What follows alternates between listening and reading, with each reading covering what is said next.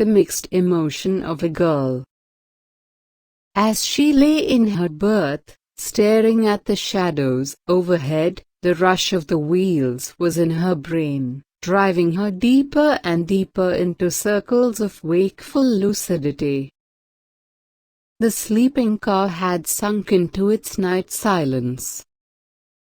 Through the wet window pane she watched the sudden lights, the long stretches of hurrying blackness. Now and then she turned her head and looked through the opening in the hangings at her husband's curtains across the aisle. She wondered restlessly if he wanted anything and if she could hear him if he called. His voice had grown very weak within the last months and it irritated him when she did not hear. This irritability, this increasing childish petulance seemed to give expression to their imperceptible estrangement. Like two faces looking at one another through a sheet of glass, they were close together, almost touching, but they could not hear or feel each other. The conductivity between them was broken. She, at least, had this sense of separation, and she fancied sometimes that she saw it reflected in the look with which he supplemented his failing words. Doubtless the fault was hers. She was too impenetrably healthy to be touched by the irrelevancies of disease.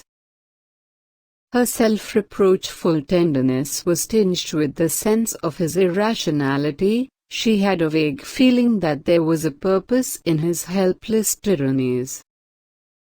The suddenness of the change had found her so unprepared. A year ago their pulses had beat to one robust measure. Both had the same prodigal confidence in an exhaustless future. Now their energies no longer kept step. Hers still bounded ahead of life, preempting unclaimed regions of hope and activity, while his lagged behind, vainly struggling to overtake her. When they married, she had such arrears of living to make up. Her days had been as bad as the whitewashed schoolroom where she forced in nutritious facts upon reluctant children.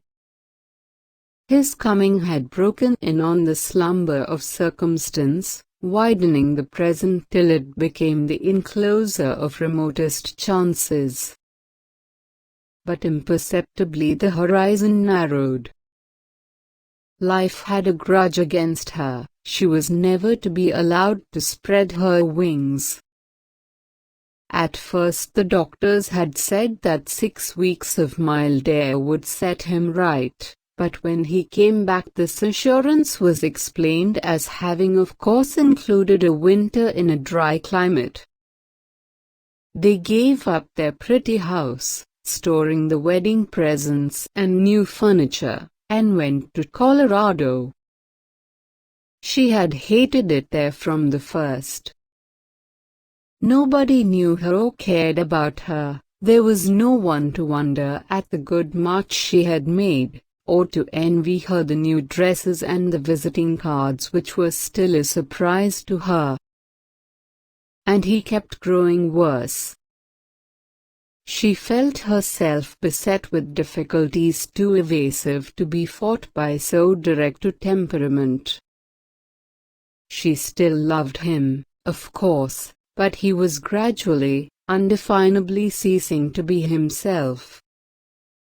The man she had married had been strong, active, gently masterful, the male whose pleasure it is to clear a way through the material obstructions of life, but now it was she who was the protector. He who must be shielded from importunities and given his drops of his beef juice though the skies were falling. The routine of the sick room bewildered her. This punctual administering of medicine seemed as idle as some uncomprehended religious mummery. There were moments, indeed, when warm gushes of pity swept away her instinctive resentment of his condition, when she still found his old self in his eyes as they groped for each other through the dense medium of his weakness. But these moments had grown rare. Sometimes he frightened her. His sunken, expressionless face seemed that of a stranger. His voice was weak and hoarse, his thin-lipped smile a mere muscular contraction. Her hand avoided his damp soft skin, which had lost the familiar roughness of health. She caught herself furtively watching him as she might have watched a strange animal. It frightened her to feel that this was the man she loved. There were hours when to tell him what she suffered seemed the one escape from her fears. But in general she judged herself more leniently, reflecting that she had perhaps been too long alone with him, and that she would feel differently when they were at home again, surrounded by her robust and buoyant family. How she had rejoiced when the doctors at last gave their consent to his going home. She knew, of course, what the decision meant. They both knew. It meant that he was to die, but they dressed the truth in hopeful euphuisms, and at times, in the joy of preparation, she really forgot the purpose of their journey, and slipped into an eager allusion to next year's plans. At last the day of leaving came. She had a dreadful fear that they would never get away, that somehow at the last moment he would fail her, that the doctors held one of their accustomed treacheries in reserve, but nothing happened. They drove to the station. He was installed in a seat with a rug over his knees and a cushion at his back, and she hung out of the window waving unregretful farewells to the acceptances she had really never liked till then. The first 24 hours had passed off well. He revived a little and it amused him to look out of the window and to observe the humors of the car. The second day he began to grow weary and to chafe under the dispassionate stare of the freckled child with the lump of chewing gum. She had to explain to the child's mother that her husband was too ill to be disturbed, a statement received by that lady with a resentment visibly supported by the maternal sentiment of the whole car. That night he slept badly and the next morning his temperature frightened her. She was sure he was growing worse. The day passed slowly, punctuated by the small irritations of travel. Watching his tired face, she traced in its contractions every rattle and jolt of the tram, till her own body vibrated with sympathetic fatigue. She felt the others observing him too, and hovered restlessly between him and the line of interrogative eyes. The freckled child hung about him like a fly. Offers of candy and picture books failed to dislodge her. She twisted one leg around the other and watched him imperturbably. The porter, as he passed, lingered with vague proffers of help, probably inspired by philanthropic passengers swelling with the sense that something ought to be done, and one nervous man in a skullcap was audibly concerned as to the possible effect on his wife's health. The hours dragged on in a dreary inoccupation.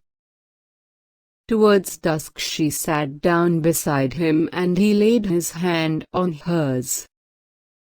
The touch startled her. He seemed to be calling her from far off. She looked at him helplessly and his smile went through her like a physical pang. "Are you very tired?" she asked. No, not very. We'll be there soon now. Yes, very soon. This time tomorrow. He nodded and they sat silent. When she had put him to bed and crawled into her own berth, she tried to cheer herself with the thought that in less than 24 hours they would be in New York. Her people would all be at the station to meet her. She pictured their round and anxious faces pressing through the crowd.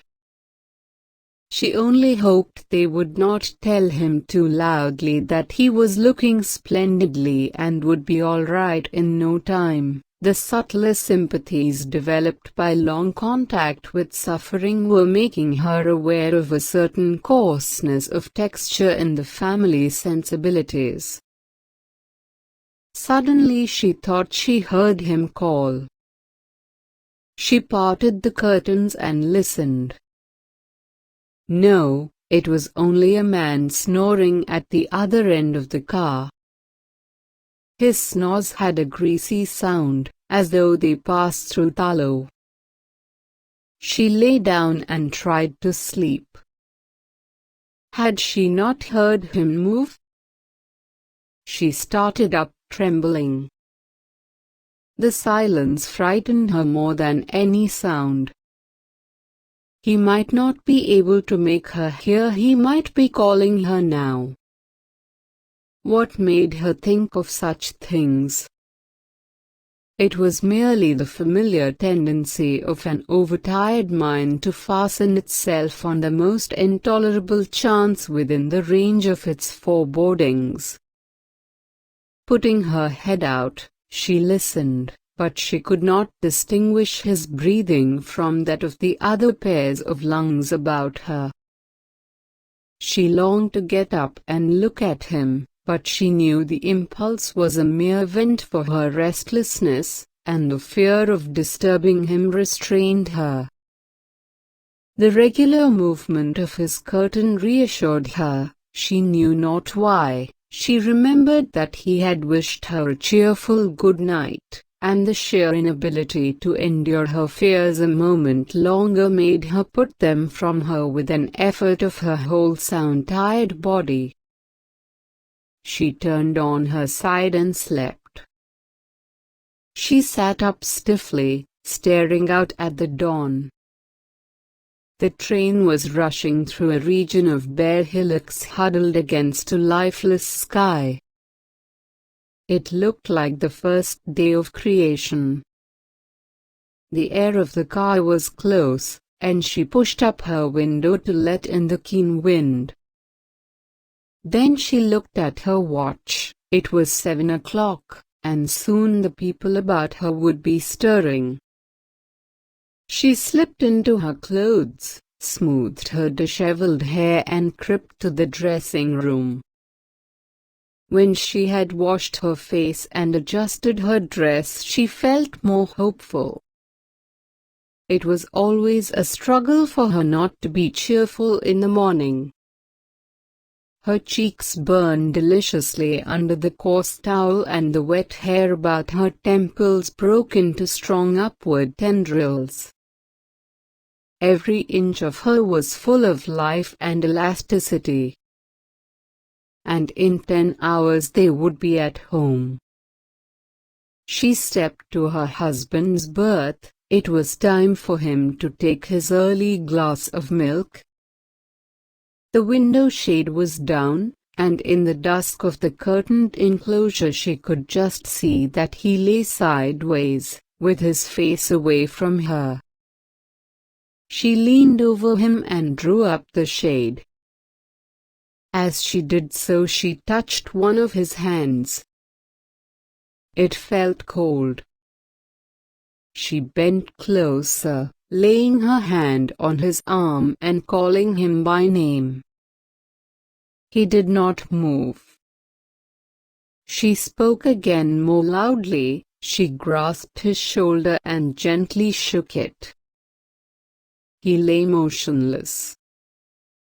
She caught hold of his hand again, It slipped from her limply, like a dead thing. A dead thing. Dot. Her breath caught. She must see his face. She leaned forward, and hurriedly, shrinkingly, with a sickening reluctance of the flesh, laid her hands on his shoulders and turned him over. His head fell back, his face looked small and smooth. He gazed at her with steady eyes. She remained motionless for a long time, holding him thus, and they looked at each other. Suddenly she shrank back. The longing to scream, to call out, to fly from him, had almost overpowered her. But a strong hand arrested her. Good God! If it were known that he was dead, they would be put off the train at the next station. In a terrifying flash of remembrance there arose before her a scene she had once witnessed in traveling, when a husband and wife, whose child had died in the train, had been thrust out at some chance station. She saw them standing on the platform with the child's body between them. She had never forgotten the dazed look with which they followed the receding train. And this was what would happen to her. Within the next hour she might find herself on the platform of some strange station, alone with her husband's body. Anything but that. It was too horrible. She quivered like a creature at bay. As she cowered there, she felt the train moving more slowly. It was coming. Then they were approaching a station. She saw again the husband and wife standing on the lonely platform, and with a violent gesture she drew down the shade to hide her husband's face. Feeling dizzy, she sank down on the edge of the berth, keeping away from his outstretched body, and pulling the curtains close, so that he and she were shut into a kind of sepulchral twilight. She tried to think. At all costs she must conceal the fact that he was dead. But how? Her mind refused to act. She could not plan, combine. She could think of no way but to sit there, clutching the curtains, all day long.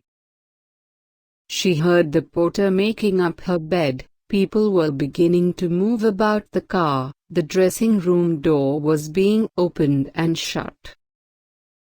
She tried to rouse herself.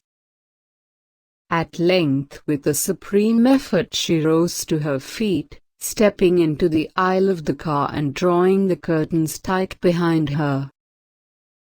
She noticed that they still parted slightly with the motion of the car, and finding a pin in her dress she fastened them together. Now she was safe. She looked round and saw the porter. She fancied he was watching her. "Ain't he awake yet?" he inquired. "No," she faltered. "I got his milk all ready when he wants it. You know you told me to have it for him by 7. She nodded silently and crept into her seat. At 8:30 the train reached Buffalo. By this time the other passengers were dressed and the berths had been folded back for the day. The porter, moving to and fro under his burden of sheets and pillows, glanced at her as he passed. At length he said, "Ain't he going to get up? You know we're ordered to make up the berths as early as we can." She turned cold with fear. They were just entering the station. "Oh, not yet, she stammered. Not till he's had his milk. Won't you get it, please?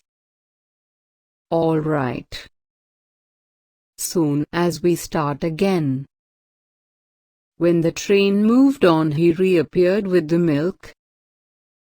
She took it from him and sat vaguely looking at it. Her brain moved slowly from one idea to another, as though they were stepping stones set far apart across a whirling flood.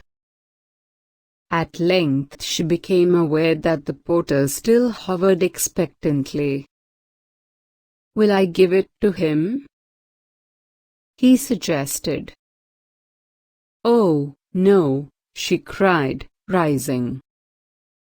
He's asleep yet, I think." She waited till the porter had passed on, then she unpinned the curtains and slipped behind them. In the semi-obscurity, her husband's face stared up at her like a marble mask with agate eyes. The eyes were dreadful. She put out her hand and drew down the lids.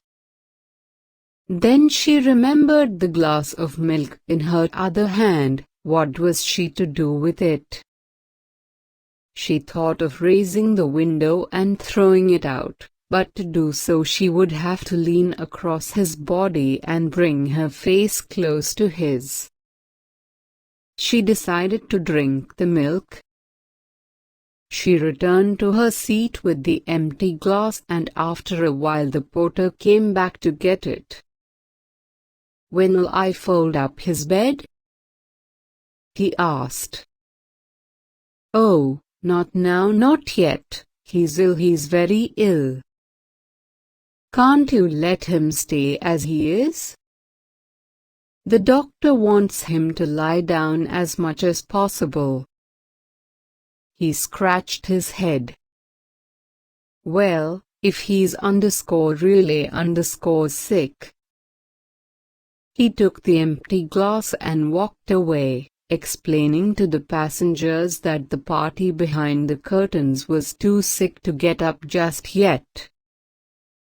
She found herself the center of sympathetic eyes.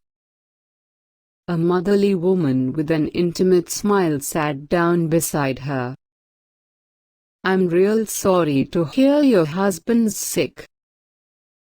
I've had a remarkable amount of sickness in my family and maybe I could assist you.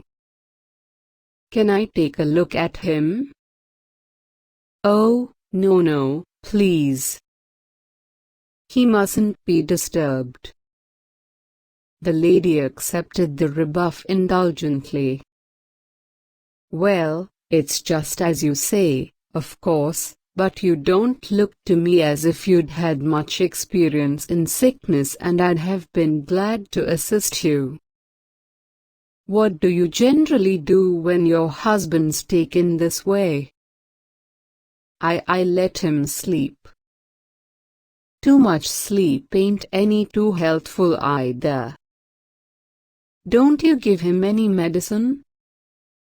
"Why, yes." "Don't you wake him to take it?"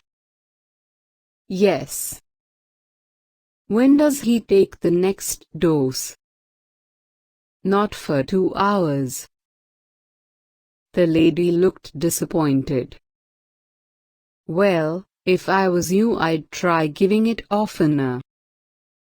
That's what I do with my folks."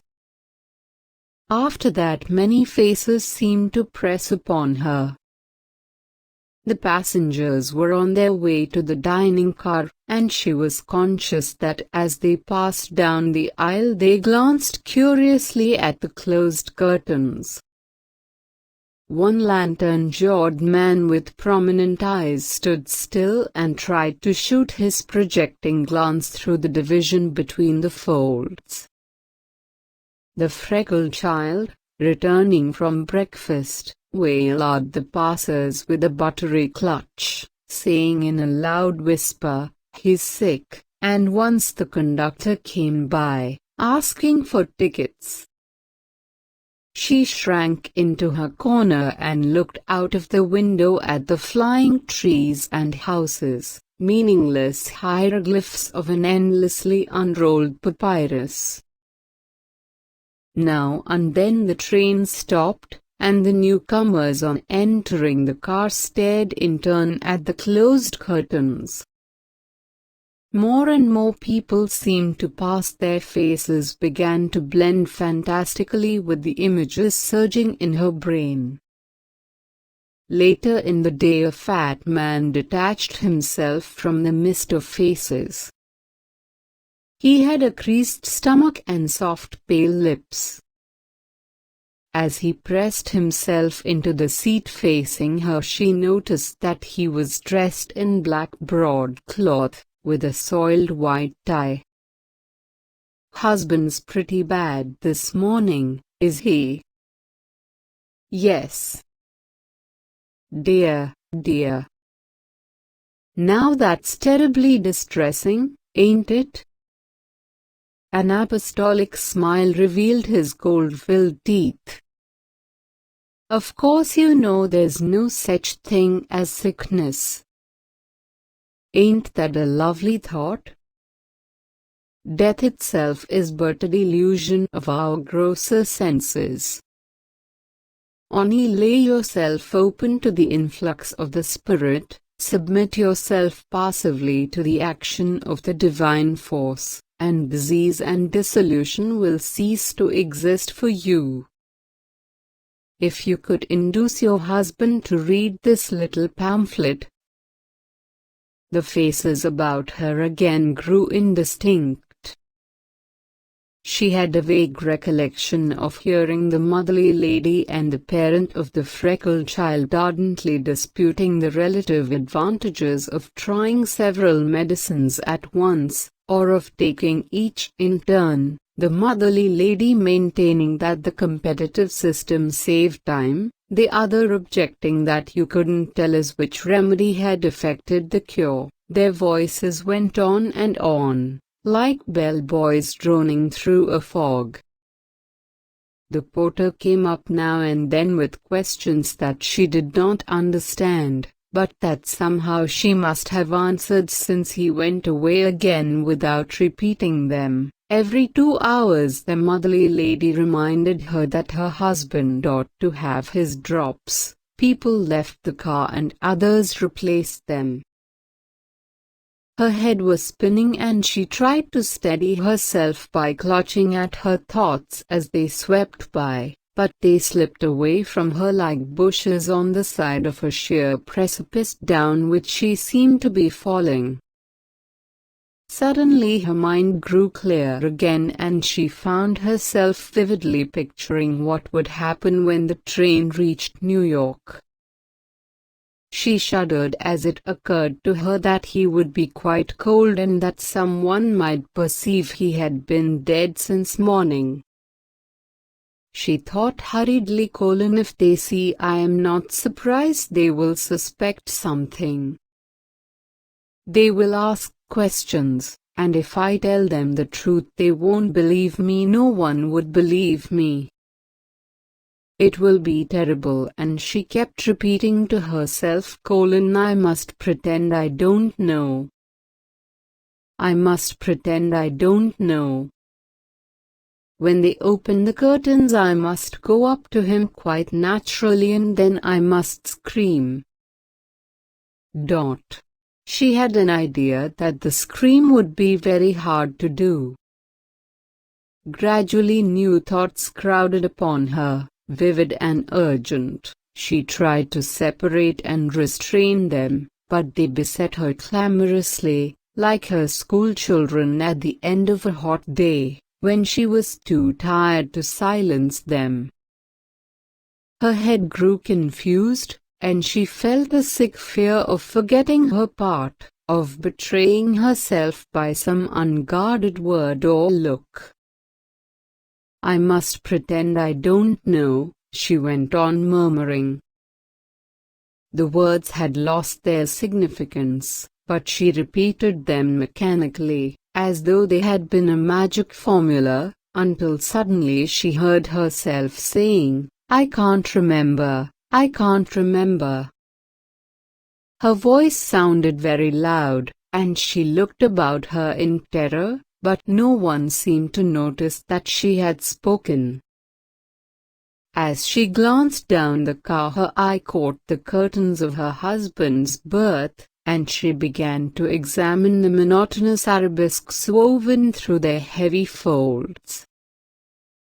The pattern was intricate and difficult to trace. She gazed fixedly at the curtains, and as she did so the thick stuff grew transparent, and through it she saw her husband's face, his dead face. She struggled to avert her look, but her eyes refused to move and her head seemed to be held in a vice. At last, with an effort that left her weak and shaking, she turned away, but it was of no use. Close in front of her, small and smooth, was her husband's face.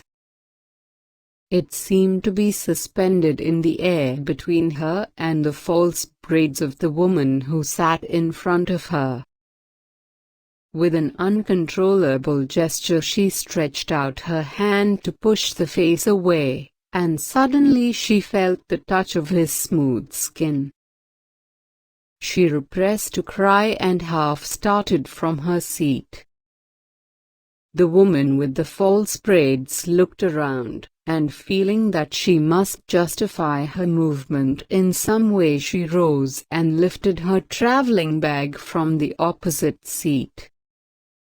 She unlocked the bag and looked into it, but the first object her hand met was a small flask of her husband's, thrust there at the last moment, in the haste of departure. She locked the bag and closed her eyes. His face was there again, hanging between her eyeballs and lids like a waxen mask against a red curtain. She roused herself with a shiver. Had she fainted or slept?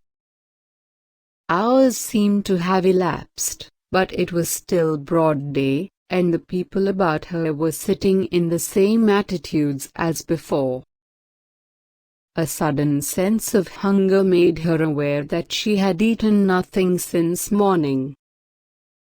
The thought of food filled her with disgust, but she dreaded a return of faintness, and remembering that she had some biscuits in her bag, she took one out and ate it. The dry crumbs choked her, and she hastily swallowed a little brandy from her husband's flask. The burning sensation in her throat acted as a counter-irritant, momentarily relieving the dull ache of her nerves. Then she felt a gently stealing warmth, as though a soft air fanned her, and the swarming fears relaxed their clutch, receding through the stillness that enclosed her, a stillness soothing as the spacious quietude of a summer day. She slept. Through her sleep she felt the impetuous rush of the train. It seemed to be life itself that was sweeping her on with headlong inexorable force, sweeping her into darkness and terror, and the awe of unknown days. Now all at once everything was still, not a sound, not a pulsation. She was dead in her turn, and lay beside him with smooth upstring face. How quiet it was! And yet she heard feet coming, the feet of the men who were to carry them away. She could feel too. She felt a sudden prolonged vibration, a series of hard shocks, and then another plunge into darkness, the darkness of death, this time a black whirlwind on which they were both spinning like leaves, in wild uncoiling spirals, with millions and millions of the dead. She sprang up in terror. Her sleep must have lasted a long time, for the winter day had paled and the lights had been lit. The car was in confusion, and as she regained her self-possession she saw that the passengers were gathering up their wraps and bags. The woman with the false braids had brought from the dressing room a sickly ivy plant in a bottle, and the Christian Scientist was reversing his cuffs. The porter passed down the aisle with his impartial brush. An impersonal figure with a gold-banded cap asked for her husband's ticket.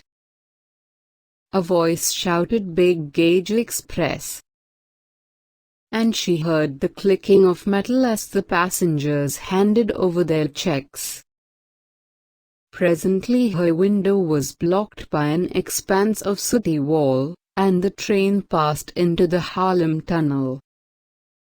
The journey was over. In a few minutes she would see her family pushing their joyous way through the throng at the station.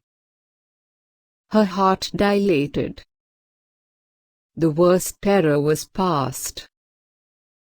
"We'd better get him up now, hadn't we?" asked the porter, touching her arm.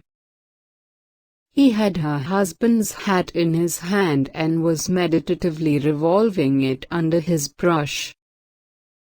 She looked at the hat and tried to speak, but suddenly the car grew dark. She flung up her arms, struggling to catch at something, and fell face downward, striking her head against the dead man's berth.